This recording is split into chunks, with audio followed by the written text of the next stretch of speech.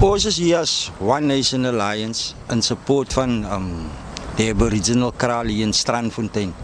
Nou, ek wil maar net sê, ons sien die onreg wat gedoen word aan ons mense. As daar dan, ze wil nou nie die kleur verbruik nie, maar as daar dan nou Africans op sit hokke, dan kry hulle dan nou water en hulle kry nou dinges.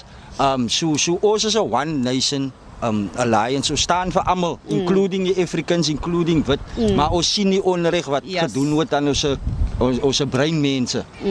So as hulle dan squatter camps en goedes opsit, dan sorg die city dat daar toilets is, dat daar water is, dat daar hulle basic human rights. Nou hoekom word ons mense dan ge-exclude van ons basic rights? So because ons is Khoisan, die owners van die land. Die First Nation. Daar sê. Die First Nation.